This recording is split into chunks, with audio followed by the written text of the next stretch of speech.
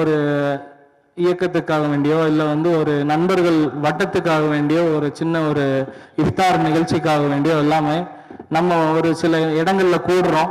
சில நாட்கள் வந்து அது அது சம்பந்தமா வந்து பேசுறோம். நோன்பு முடிகிற வரைக்கும் அது சம்பந்தமான டிஸ்கஷன்ல இருக்கும். அந்த மாதிரி தொடர்ச்சியா இஸ்லாமிய செயல்பாடுகள்ல நம்ம இருந்துட்டு இருப்போம். நோன்பு முடிஞ்சதுமே நமக்கான ஒரு சில விஷயங்கள் வந்து நம்மை விட்டு கடந்து போவதை வந்து ஒவ்வொரு வருஷமும் நம்ம பார்த்துட்டு இருக்கோம் இல்லையா? ஸோ இந்த வருஷம் நமக்கான இந்த இஃப்தார் நிகழ்ச்சியினுடைய ஏற்பாட்டினுடைய முக்கியமான ஒரு கருப்பொருளா என்ன வச்சிருக்கோம் அப்படின்னா, இன்னைக்கு இளைஞர்களுக்கு வந்து பல்வேறு இக்கட்டான சூழ்நிலைகள்ல தான் இளைஞர்கள் வந்து வாழ்ந்துட்டு இருக்காங்க. வேலை வாய்ப்பு பிரச்சனைகள் இருக்கும், நிறைய வந்து குடும்ப சூழல்கள் இருக்கும், பணி சுமைகள் இருக்கும். ஒவ்வொரு விஷயத்திலையும் அவங்க வந்து கவனம் செலுத்த வேண்டியது இருக்கும். அவங்க வாழ்வாதாரத்தை பெருக்கக்கூடிய முக்கியமான காலகட்டம் இது. அந்த காலகட்டத்தில் இளைஞர்கள் வந்து